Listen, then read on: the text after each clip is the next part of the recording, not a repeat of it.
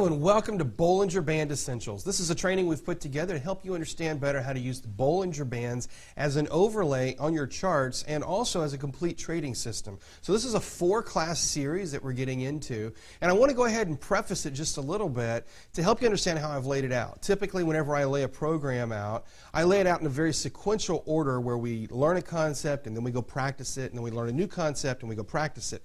This one's a little bit different because there's so many components, and so what you're going to see over the next 4 classes is we're going to learn a component, and then we're going to come learn another component, and then another component, and at the end, that's where everything's going to finally come together. So I don't want you to get to 3/4 of the way through class 2 feeling like you're not sure what's going on. Just realize we're going to learn a bunch of components, and it will all come together in the end. So we're getting together here in the first one kind of as an introduction. This is going to be your introduction to Bollinger Bands. Here's our agenda for this first class. We're going to do a quick history of the Bollinger Bands. We're going to learn about those Bollinger Band components. We're going to learn about the basic settings and the variations, and then we're going to learn the 3 main plays that are going to kind of mask themselves as 4 plays. There's really 3 plays, and then the 4th play is a variation on the first one, and you're going to learn all of that here in this first lesson. So let's get started with an introduction into Bollinger Bands. So let's start off with some history of the Bollinger Bands. You know, Bollinger Bands are not a new tool. They've been around for a little while, but they're still a foreign tool to a lot of people. So let's start with kind of a definition. I'm going to use John Bollinger's definition himself. He's the one that described it this way, and here's the way he said it. In describing Bollinger Bands, he says, Bollinger Bands are bands that are drawn in and around the price structure of a chart, and their purpose is to provide a relative definition of high and low prices. That is a great description and definition of what the Bollinger Bands are. They overlay on your chart and they provide a framework around which a relative structure gets built. Oftentimes when we talk about charting a stock, we talk about building a framework. It's the first step in charting a stock. Well, the Bollinger Bands do that for us, and that's why we really use them so much, and that's why they're such a great tool. So take a look here at this chart. This is of a First Solar, and you can see the way that this is structured here. It just kind of contains the price action. If the stock comes down, the bands expand. If the stock comes up, typically it stays inside that trading range. Whenever you've got a smaller band, like we're going to learn about down here, kind of in the middle on the lower portion here, this means there's not a lot of volatility. And then, of course, the bands will expand as the volatility gets going. And for the most part, you see the majority of the price action of this stock has been contained inside those bands. That's what makes these a really powerful tool. Even when we do get outside the bands, it's also very powerful because it gives us some signals, and we can understand a little bit about what the volatility is doing and what some signals are getting triggered with those pictures there. So let me tell you a little bit about this guy, John Bollinger. John Bollinger is a former analyst on the Financial News Network. Today, you know that as CNBC. If you were around in the 1980s, you might have known it as the Financial News Network, but today it's CNBC. And John Bollinger was there early on in the 1980s. In fact, he was one of the first technical analysts on the air with the Financial News Network. He is the founder of Bollinger Capital. Today, if you go look for his work, you'll find a lot of stuff related to Bollinger Capital, which is his company. He is, of course, the creator of the Bollinger Bands, and he's really what we would consider a modern technical analysis titan. He's changed the way that we analyze a lot of stock. The use of the Bollinger Bands has permeated everything in the world of technical analysis today. It's in every charting software, and he's a living legend, truly. So he's a great guy and a great contributor to the world of trading. Now let's talk about why Bollinger Bands are so powerful. Stocks are an interesting thing to study. Whenever we go out and we start drawing lines on a stock, it's a very definitive high, it's a very definitive low. Well, what John Bollinger discovered, as have a lot of other traders, is stocks aren't always that black and white. It's not always specific. And so what the Bollinger Bands do is they give us a way to start adding in what we would consider a relative component. Stocks, the Bollinger Bands, I should say, show us where a stock is high or low on a relative basis. That is a really important word here, relative. Because unlike so many of our other analysis tools, which are very definite, the Bollinger Bands are very flexible. If the stock is really high, the bands really expand to go with that. If it's really low in volatility, it really contracts to go along with that. So it's a very relative tool, and that's one of the things that makes this tool so powerful for us. It's a very, very powerful way of looking at your stocks. It reveals stock trends, and it also provides a very visual way to look at trade setups that are very easy to identify. And another cool thing about the Bollinger Bands, one of the things that makes it so powerful, is in and of itself, it can create or can be used to create a complete trading system. So the bands, if you don't want to go through all the process of drawing support and resistance lines and all the other tools that we often teach here at TradeSmart, you can use the Bollinger Bands as a way to start that framework, and you can build a complete trading system just off of these tools alone. By the time we're done with this program, I hope that you've got all those tools available to you so you could use this entire Bollinger trading system as a complete system if that's what you would choose to do with your trading. As we get going into some of the details of how we start using the Bollinger Bands, I want to remind you of the 5 steps to trade confirmation. We teach these 5 steps in pretty much everything we do here at TradeSmart, and the reason is because it's a good, broad overview of the process that a trader needs to go through in determining their trade. So let me remind you real fast. The 5 steps to trade confirmation are: number 1, to identify your support and resistance. Next, you need to identify your trend, your chart patterns, your candlestick patterns, and of course your technical indicators. Now, why do we have all 5 of them? Because each step of the trade confirmation process reveals a different perspective, a different angle on that trade. Well, here's what's really cool about Bollinger Bands. Typically when we talk about the 5 steps, when we talk about support and resistance, we use our line analysis. When we talk about the identification of the trend, we use our moving averages. Watch this. With our Bollinger Bands, we can actually use Bollinger Bands to take out those first 2 steps, the support and resistance and the identification of the trend. So we can combine those 2 steps into one quick snapshot on the chart. You can look at the snapshot of the Bollinger Bands. You can say, here's where the next resistance area may start to show up. And you can look at the moving average inside the bands. You can look at the trend trade there, and you can see where those trends are shaping up. And so for a lot of you, it's a way of streamlining some of this process of the 5 steps of trade confirmation. You still end up doing the 5 steps, but we're streamlining it and we're doing it a lot faster here. So let's talk about the idea of the indicator versus the overlay.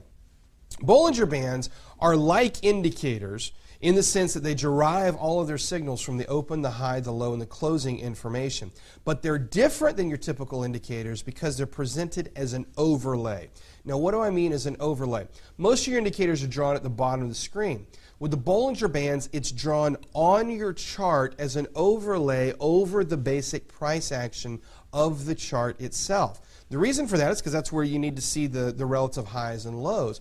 But it presents a little bit of a different presentation and a little bit different functionality here. It's going to work a little bit more like the Ichimoku clouds than an indicator itself. We still get signals from it, obviously, but again, it's laying right on top of the chart rather than underneath the chart, as you would typically see, for example, a stochastics indicator or an RSI indicator that would be drawn across the bottom of the chart. Now here's another cool thing about the overlays. Most of your overlay systems can actually replace some other techniques, and we see that happening here with the Bollinger Bands. As I've already mentioned, it can replace some of your support and resistance lines. It can replace the moving averages if you want it to, because it's all kind of contained right there inside that system. Let's take a look over here at First Solar again and look at this price action that you see. If you just look at this chart on its own, you may think to yourself, wow, I don't even know where to start trading this thing. Well, watch what happens when we overlay the Bollinger Bands. Boom. There it is. Now we've got some structure, and you can see immediately, okay, I've got structure up here at the top. I've got some resistance coming in here. I've got, this is where some selling pressure is starting to show up. Even if you don't have the lines, your bands do help to provide some structure there, and you start to see some structure. Inside the trend itself, you notice that there is a moving average in here, inside the bands, I should say, and that starts to help get some clarification as to the trend inside that move there. So the Bollinger Bands as an overlay are a great tool because they start to bring some of this stuff together and give you some clarification. So let's talk about the band systems themselves. And the truth is there's some history here that a lot of people don't realize about trading bands. Trading bands are not new. They're not a new system at all. In fact, moving average percent bands, they've been around for a long time. Since at least the 1950s, people have been using the percent bands or a variation of something along those lines. Then by the 1960s, a guy by the name of Chester Keltner came along, and he perfected a band system that we know as the Keltner bands. In fact, some people still use the Keltner bands today, as they do provide some really good signals. Then along came a guy by the name of Richard Donchian. Donchian created what we call the Donchian channel. This is a very famous system of trading. In fact, some of you may be familiar with the turtle traders. A lot of the turtle trading strategies came from around this Donchian channel. It's a very good system that really encapsulates a lot of the same kind of principles as the Bollinger Bands. Well, here's the concept of band trading. Regardless of what system you're looking at, the concept here is that the bands would encompass most of the price action of the stock. So whatever the trade is you're looking at, the idea is that these bands would encompass that trade and kind of contain the price action. Again, it's a way of creating a framework around the stock that you're looking at here. And then what happens is when it pushes beyond the envelope, it's going to create some sort of an extreme. It's going to reflect that there's an extreme in the marketplace happening at that time. This is great because it starts to establish some trends and it helps to give some framework and some boundaries to that stock. And of course, it's also going to help with some overbought, oversold indications. This is kind of the key that all band systems in their intention are intended to create there. Now, they don't all do it successfully, but that's the idea here. Take a look here at a couple of charts. This is the moving average percent band envelope. And notice if you look through here, it looks a lot like a Bollinger Band if you're familiar with the Bollinger Bands. The big difference here, notice we're not making it up to the upper bands here. We're tracking right along that middle moving average. And then, of course, when it drops down, well, hey, that works great. It's right on the band, and then it bounces back up. This one worked perfect here. Not quite so much here. We pushed outside of the band. Again, we pushed outside of the band. And if you look at this, you see, wow, some of it looks good. Over here on the right side, this whole chunk, really looks pretty good as far as a band system. The left side, not so much. The trends, not so much. There were some weaknesses in this system. This is actually the system that John Bollinger built his off of. He started working with these percent band envelopes, and Bollinger Bands evolved from this. Take a look at the Keltner Bands. Again, the Keltner Bands was intended as a way to improve upon the percent bands.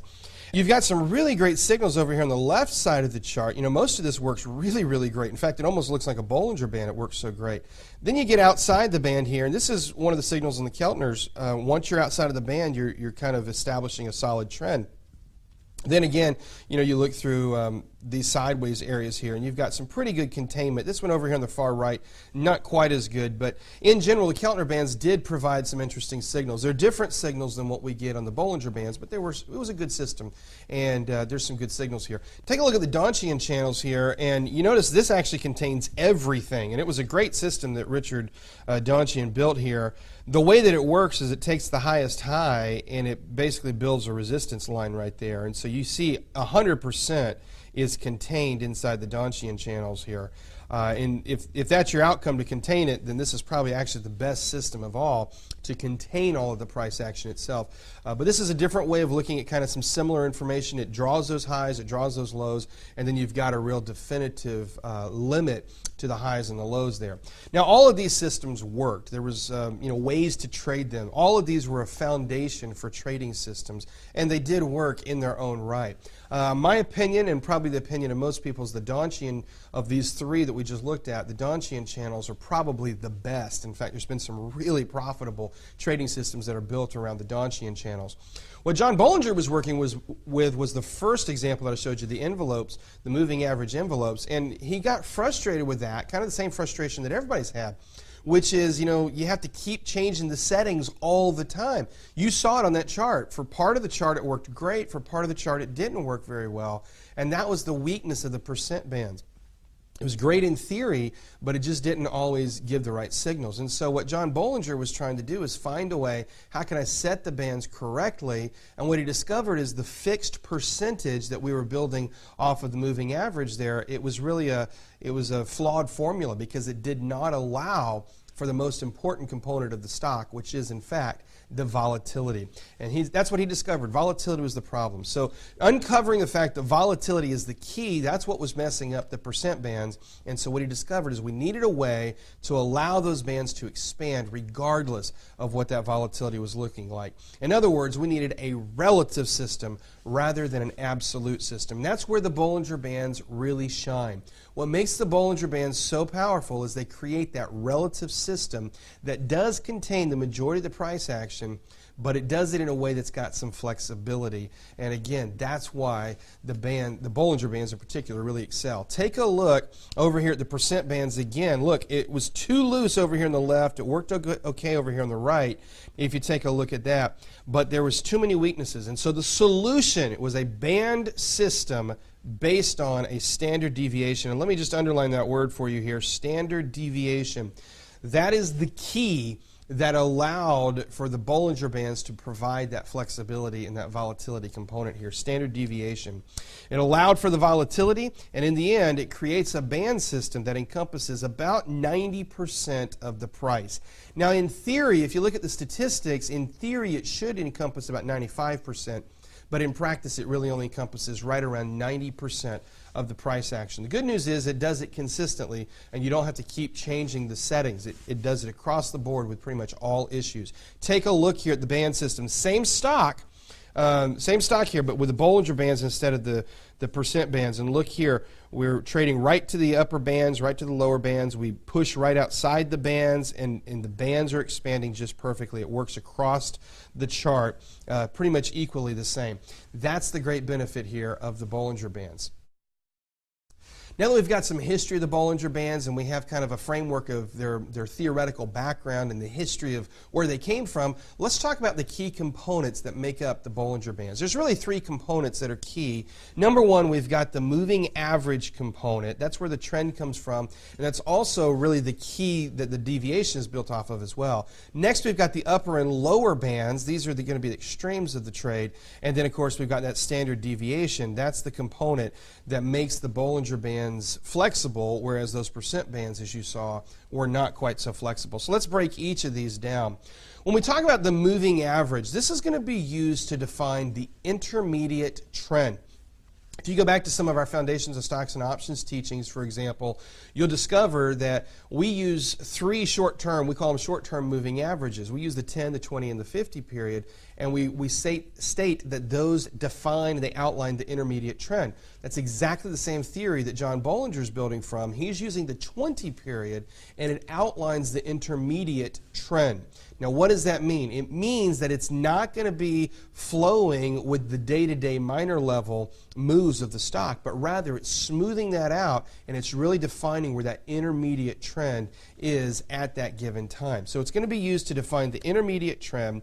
Bollinger always uses a simple moving average. This is a very important note to make. We're using the simple moving average. I've talked with him about this subject, and he was very emphatic. If you use the exponential average, it does not give you better signals. In fact, it kind of breaks the system down a little bit. So you need to use a simple moving average in this system here. I'll give you the settings here in just a few minutes. It's going to work just like any other moving average setup. If you're above the average, you're bullish. If you're below the average, then you're going to be bearish, just like every other moving average system. So that particular component is something you should be fairly aware of. It's a fairly well-known component, and that's the way that it's going to work. We're only going to use one average here. We're just going to use that one middle line there. That's going to be your basic simple moving average of the Bollinger Bands. Now, let's take a look at that here on this chart. You see how this average is working. When we're below the average, we're bearish. When we're above the average, we're bullish. You do not have moving average crosses here. Again, if the average is going through the price action of the stock right through here, for example, you're obviously in a sideways move. But again, when we're above the averages, we're bullish. When we're below the average, we're bearish, just like what you're used to with most of your moving average trading systems. Now let's look at the extreme highs and lows. We call those the bands. We got the upper band and the lower band. So the bands establish the upper and the lower range of the trade. And the way that we establish or we create where those bands are drawn is based on a standard deviation that's going to calculate and allow for that volatility. It's a formula. It's beyond what anybody needs to mess with in terms of math. Rather, you just need to understand that's what it is. It's taking the standard deviation from that moving average. The moving average in the middle that we just talked about, that is the key component. Everything's built off of that. Then we've taken a standard deviation above and a standard deviation below that average. That's where we get the upper and the lower band here. So the bands establish the upper and the lower range of the trade. That's what you need to understand here. It's the upper and the lower range of the trade. You've got the upper band, you've got the lower band, and the way that we establish where those bands are drawn is based on that moving average. The Bollinger Bands take a standard deviation and it allows for that volatility, and it draws the upper and the lower band based on that middle average. If you don't have that moving average in there, the bands can't be drawn. It's got to have the average because that's the first calculation in the formula. And then, of course, we take that standard deviation. That's math that you and I don't need to mess with. The computer does all the work. You just need to know in theory and in principle here, it's a standard deviation off that moving average. And then the result here is we have a situation where the bands expand as the average price movement increases, and the bands contract when the average price movement decreases. And so another way of saying that, if there's a lot of price movement, then the bands are expanding, and if there's not a lot of price movement, the bands are contracting. And of course, you'll see that on the chart here. Take a look. Notice on this Dow chart, there's not a lot of price movement in here, and the bands are contracting. You see, there's not a whole lot of movement there. Then watch what happens. The price starts to move suddenly, and the bands, of course, expand rapidly here. Then, of course, the price is moving right back up, and what happens? The bands are expanding, I should say, to allow for all of that movement. And you can just take a look at that picture here. I don't even have to draw it. Just look at it. The price movement of the stock itself, or in this case of the index, helps to determine how wide those bands are going to be. If you look over here on the far right, you notice there's not hardly any movement in the index here, and the bands, they've contracted really tight to reflect that there's not a whole lot of volatility going on. That's what's really cool about the Bollinger Bands. It does all that work for you. You're not having to sit here and say, okay, how far is it moving? The bands just do the work, built again off that deviation, off that middle moving average. So the cool thing is, with these components, we've got a system that we can use the Bollinger Bands to help define a relative high and low. Remember, we want to understand where the stock's reaching a high point, where it's reaching a low point, and relatively speaking, we can do that here with the Bollinger Bands. We can define the trends, and of course, we can help define a structure for the price analysis of the stock that we're looking at. In other words, it's taking a lot of that hand-drawn work that we typically do as a technical trader, and it's putting it all here inside the bands. Take a look at this chart here of Target. Notice what happens. Every time we get up to this upper band here, we're starting to define where that area is. Now, sometimes we push outside the band. That's giving us signals too, which we will talk about in some upcoming lessons here. Notice that for the most part here, the top of the band seems to be the highs, the bottom of the band seems to be the lows, and if you look over here on the right side, you see this trend that's established. We're kind of stuck right here in the middle. This is a good Bollinger trend trade here. When you've got low volatility and then it expands, it shows you some big moves that are coming in. And so it gives us structure, and it gives us components that we can work with in helping to set up this trade and get a really good idea of what's happening with the stock. Now, there's also going to be some confirmation tools that we're going to be talking about throughout the program. We're going to look at the candlesticks. We're also going to look at W and M patterns, and we're going to look at some indicators. We've got a couple indicators we're going to look at that are Bollinger Band specific. That'll be coming up in class number 2, but I just want to let you know that there's a whole system that's coming around here, around these bands and around these components that we've talked about. So let's talk about the settings for the Bollinger Bands, and I'm going to show you a little bit about that, as well as a couple of variations. And then I'm going to have some supplemental videos here that are going to go through individual charting softwares and walk you actually through setting them up in each of those charting softwares. But let's start with a broad overview here. There's some primary settings that everybody should be aware of. The typical settings that we use with the Bollinger Bands are going to be a moving average period of 20. And again, this is a simple moving average. My asterisk here states that the exponential average will not make this work better, and it really will not make it work any better. So use the simple moving average. That's going to be your setting here. Next, we're going to use a band average of 20. And the easiest way to think about this is whatever your moving average is, your band average should be the same. So if you're using a moving average of 20, your band average should be 20. If you're using a moving average of, say, 14, your band average should be 14 as well. So that's the easier way to break this down. But if you look at each component, 20-period simple moving average, 20-period band average with a standard deviation of 2.0. These are the typical settings that you're going to find. Most charting softwares will by default set it up this way. Some will not, but most will. And these are the settings that John Bollinger has tested for many years, and he claims these are the best settings. These are the settings that I use. And most people I know use these 20 moving average, use these settings of a 20-period moving average with a 2.0 standard deviation. Most people use it. Now, technically, you can be flexible.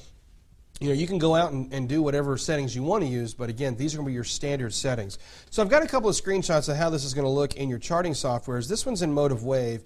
You're going to notice here where it says Method SMA, that's your simple moving average. That's your average type. Every charting software is going to have a way to specify that, or they should. Some may simplify it to the point that you can't specify that, but most good charting softwares would let you change it to an exponential moving average. You probably just don't want to do that. Most will give you the specification of what the input is. You're going to want to use the close. That refers to the closing price as opposed to the open, the high, or the low. It's going to draw this off of the closing price for the candlestick that you're looking at. Then you're going to have your range or your period here. Here you notice we've put the 20 period in. You could shift this forward in MotiveWave. Not all charting softwares will let you do that. You can shift it forward or backwards. I suggest you do not. I suggest you leave it at 0. But you could shift it if you chose to. You're going to notice the bottom period here. This is the top period is 20, the bottom period is 20. And of course, it's going to synthesize that here in MotiveWave, and it will make your average work off of that as well. Then you look at your standard deviation here for the top, 2.0, and for the bottom is 2.0. Then, of course, you'll have your details here. You can watch my MotiveWave video that I'm going to do, and you can see more specifics of how to do it in MotiveWave. I just want you to see that most charting softwares will have some variation like this. Now, some may look more like Trade Navigator. Take a look over here at Trade Navigator. When you pull it up in Trade Navigator, you see it's an overlay on the price panel here. So you see these different price panes. Which component you're going to click. If you want to look at the moving average component, you'll click here. Then you have your details over here on the right side. You look at the upper band, the lower band, you just click on which one. And then when you do that, you look over here on the right side and you'll see your details. So here I've highlighted the Bollinger upper band.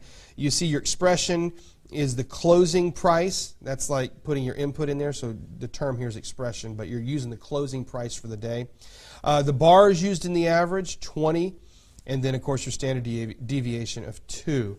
Most charting softwares will be pretty similar to one of these presentations. Everybody, of course, is going to lay it out slightly different, but the idea is that you've still got access to the same information to change it in your charting software. Now, these are your standard settings. John Bollinger recommends a setting of 20 with a standard deviation of 2. Here's a couple of alternatives. John Bollinger proposes if you want to go down to a 10-period moving average, that you'd use a standard deviation of 1.9. And so he suggests that you don't move this very far, but a standard deviation of 1.9. Another proposal here is if you use a 20-period moving average, of course, use the 2.0. That's the standard.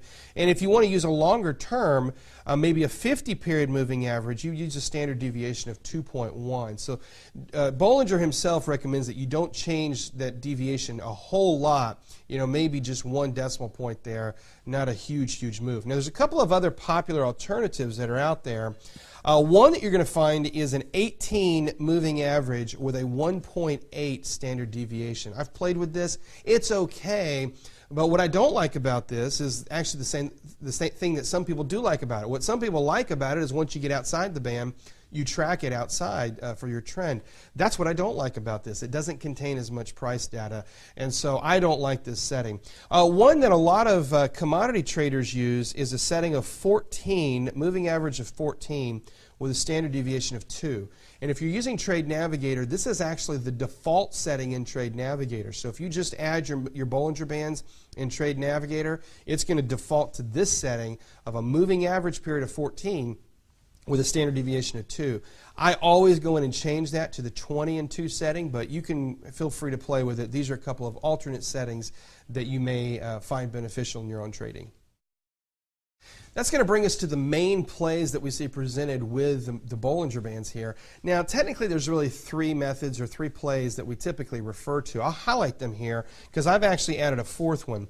The three primary ones are the squeeze, the walking the band, or also known as the trend trade, and then the reversal. And then kind of the outlier here is the false break. I've put a separate bullet here because it's so important, but really you need to know the false breakout, or often called the head fake, is really just a variation of a specific signal we get inside the squeeze play. So those are actually related here.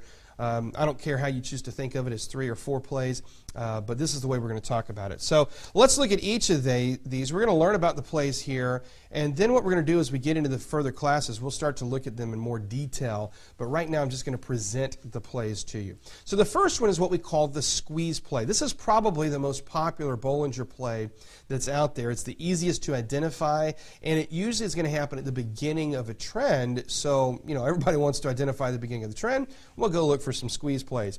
Here's what happens with the squeeze. When you get into a period of low volatility, and let me clarify here, low volatility means the stock is not moving a whole lot. Oftentimes when we talk about volatility, people relate it to, say, for example, the VIX. Well, the VIX index is the volatility of the S&P 500 futures, and that's typically going to go up when you've got a bear market. Volatility in the stock itself is something we refer to how much the stock is actually moving up or down, either direction. And so when we talk about a period of low volatility related to Bollinger Bands, what we're saying is there's not much movement. The stock has kind of come to a halt, and we're not seeing a lot of price movement in that stock at that time. That's what I'm referring to when I say low volatility. So during periods of low volatility, what happens is the bands squeeze together, and that's where the name comes from. This contraction, it's only going to last for a little bit of time. You can't have that volatility totally disappear and stay gone forever. It's going to last for a little while, and here's the good news. When it breaks out, it typically leads to a new trend.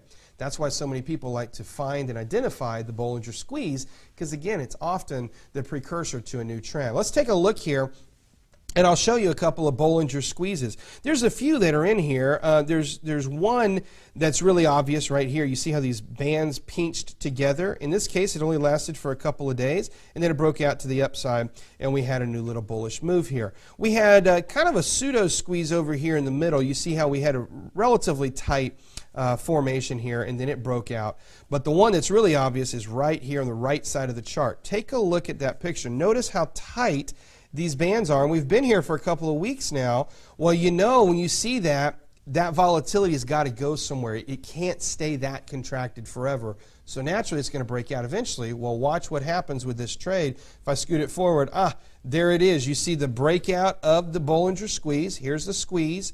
The bands have contracted together there, and in this case, it broke to the downside. And if you've gone bearish around $70 a share, before you know it, just a couple of weeks later, we're down here to $50 a share.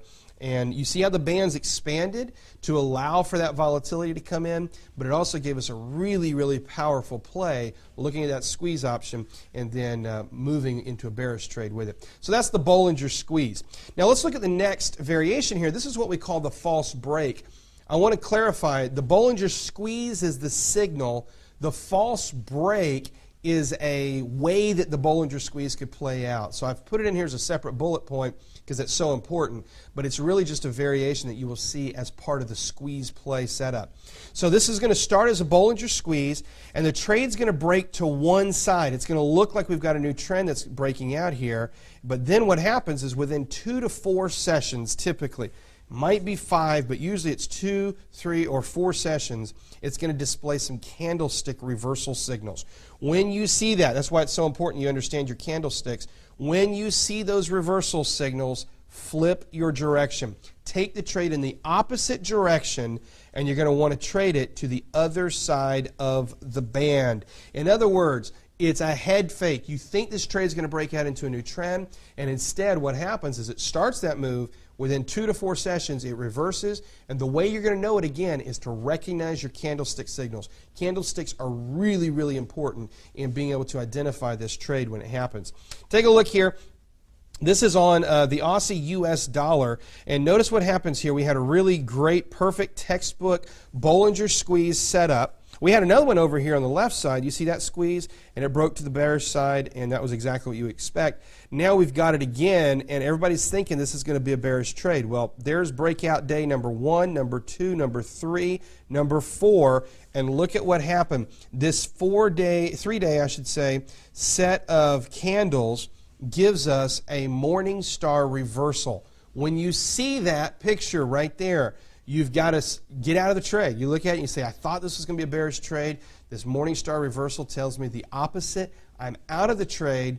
And what John Bollinger does here is he says he'll take the opposite trade immediately, jump right in to a bullish trade, and our target is going to be the upper band here. Okay, so that's going to be our target. Well, in this case, that's going to represent, because we're looking at the Aussie US dollar trade, that's going to represent about 300 pips. If you're using full leverage on this, that's almost a doubling or a little bit better than a doubling of your money on this trade. So it can be a really profitable trade here. Watch what happened with this trade. It took a little bit to get going. Initially, there's your Morningstar reversal. Initially, it stalled for a couple of days, and then it finally went, where did it go? Straight to the top of that band. And then what happened? The bands worked just perfectly. We got stuck right in the side of them here. Just exactly what you would expect in a sideways move with a picture here of your Bollinger Bands. But that first part of the trade, that was where the money-making opportunity was. You got to really be on your toes with this trade. This is a little bit different than a lot of the trades we've looked at through most of our TradeSmart training, where we often are waiting for confirmation. This is one where you're really anticipating the move. You see the signal, you immediately buy, and you've immediately got your target. It's a really quick trade, and here's a great example of where that played out. This head fake is really common. It happens a lot. And if you don't know it, that's why I made it a whole bullet point. If you're not aware of the head fake, you'll start to think the squeeze plays never work. In fact, the squeeze is a great signal, but you've got to be aware of the two ways it plays out. One way, it breaks out and you've got a new trend. The other way, it starts the break and it head fakes, and you've got to take the opposite trade immediately. And if you do that, you'll start to really fall in love with these Bollinger squeeze pictures, because it's a very, very profitable picture that we get. Now, the next play we want to talk about is what we call walking the band. This is really just a trend trade, just like you would see with the moving averages, but the difference is it's contained inside the Bollinger Band system. So this is a trend trade, and here's what happens. The stock will walk the band, or it will walk between the bands. It's going to walk right between the middle and the upper band if it's a bullish trade, or right between the lower and the middle band as the trend progresses if it's a bearish trade. Take a look over here at this quick picture, and you see how we're just walking the band there, and we're between the middle and in this case the lower band, and that's what the trend trade is going to be. What often happens in a trend trade is the stock will push right into that upper band or right into that lower band, and it'll just keep walking right along the band there, and the longer it stays there, the stronger and the longer that trend's going. Now, there's an exit coming, and we'll talk about those exits, but this is the way that a trend trade is going to show up and look on your Bollinger Bands. This is very similar to just the typical moving average trend trade, the trend trade you're very familiar with. Let's take a look at this picture here on the Euro US dollar. Notice how this evolved. We had a squeeze that started. It actually gave us a false break, traded right back up to the upper band as you would expect, and then it pushed right down. And as we got into that lower band, watch what happened. Boom. There's your walking the band. You see how we're just walking along the band there? It sideways steps and then moves down, side steps, moves down, just pushing into that band, into the band. And when you start to get a lot of pushes out of the band, as we see at the end, that's usually going to be towards the end of the move. Now, when these things correct, a lot of times you'll see some of these and they correct over to the middle band and then they continue. But you're going to stay typically between, if it's a bullish trade, between the upper band and the middle band. If it's a bearish trade, between the lower band and the middle band. But you're right in that little space there, and that's why we call it a trend trade, and that's why we call it walking the band. This is a very powerful picture, especially if you're not using your moving averages. If you're using your moving averages, frankly, it's kind of a redundant signal. But if you want that trend picture all inside the Bollinger framework, this is the way you're going to see that trend picture shaping up. Here's another example of this. This is on a bullish trade. Look at Halliburton, and notice how you're starting to push into that upper band, and this is a really good example of how it pushes up, pulls back, pushes up, pulls back, but all of it is contained inside those two bands, in this case the upper and the middle band. A couple of times it pushes outside of the band, and when that happens, what happens? Almost immediately it pulls right back inside the band, and then it continues. And you can see these trends go on for a long time. time. It is a typical trend trade. Again, it's built on a moving average system, so it's going to look a lot like that moving average trend trade. But you'll see these things go for a long, long time. A lot of times it'll correct right to the 20 period and then bounce, or bounce up to the 20 period and then continue. But they're typical trend trades, and again, this is how you see it presented inside the Bollinger Bands. And now the final trade, the final play we want to talk about inside the Bollinger System is what we call the reversal. So what happens with the Bollinger Bands is they provide a framework for the price action of the stock. We've talked about that quite a bit in this first lesson. It's a framework. It's an overlay. It lays over the stock. Well, naturally, trends are going to get started, trends are going to continue, and then trends will reverse. So the squeeze is the beginning. The trend trade is where those trends are continuing, and then the reversal, this is how the trend starts to terminate as that move is done. So let's look at how this starts to shape up here.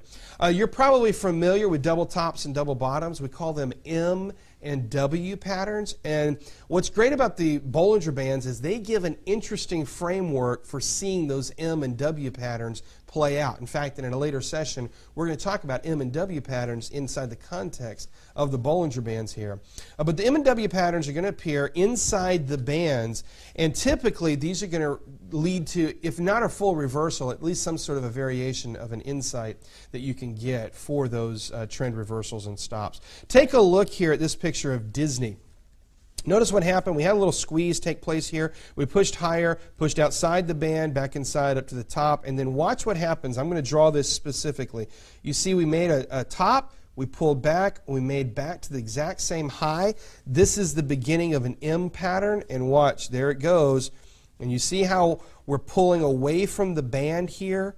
There's your M. We're pulling away from the band. One of the key signals here is that the bands are expanding. They keep going higher while the stock is not going higher. You see that? This is your classic Bollinger Band reversal. And watch what happens with the trade. We got into a squeeze and we got a full-blown reversal. Now, this particular trade, I want to just highlight for you, it actually turned into more of a triple top here as we hit that same resistance 3 times. But the way you're typically going to see it on the Bollinger Band is as an M pattern. And so we'll talk a lot about M's. It's going to show up as the M first, and then it got into the squeeze, the consolidation, that contraction there, the volatility, and of course it ultimately reversed here. So we'll talk about that again in more detail in a later class, but I wanted to bring this to your attention here. Here's another reversal. Take a look at how this euro US dollar trade worked out here. So here's the way the M starts to shape up. Boom. It makes a bounce. It pulls back down. We're not getting down to the band here. And where does it go from here? Oop, there it is. Breaks up into a full-blown reversal. Now notice I'm going to draw the W here so you see the full way that this took shape. This actually is almost a full combination of a squeeze and an M, both taking place together. I'm saying M, I'm meaning to say W here. It's W for winner. It's a double bottom. And then take a look at the top here. We had the opposite. Look at that leaning M as this trade is starting to run out of steam. There's actually multiple variations of this. There's really 16 variations of these M and W patterns. We'll talk about some of those when we get to class number 3. But I wanted to bring your awareness to it and just kind of start setting these chunks in place as we start to talk about the various plays that are available with your Bollinger Bands. And that brings us to the end of class number 1, so let me give you some homework to get started working with your Bollinger Bands. It's really simple. First of all, go to your charting software and set up the bands in your charting software. Depending on what charting software it is that you're working with, we may have a video available. I'm doing several separate videos to show you step by step in your charting software how to set up the Bollinger Bands. If we don't have that video available, go to the manufacturer of your charting software, and they should certainly have videos available or a technical support line where you can call them and say, hey, I need to set Bollinger Bands up in my charting software, and they'll be happy to help you with that. Next, go pull up several stocks and look for the 3 main plays, and then of course that 4th play, the head fake or the false breakout from that squeeze play. Look for those plays. I'm not expecting you to be a trader of these plays yet, but I want you to start identifying them and start looking through several stocks and trying to recognize what these bands look like on your chart. And then finally, take note of how those plays play out, how they've played out in the past, and if you see some setting up, maybe take note as you're going through the program of how they play out in the future. And I'll look forward to seeing the next class. In the next class, what we're going to be doing is we're going to talk about some Bollinger derivative indicators. These are indicators that are derived from the Bollinger Bands. I'll see you in class number 2.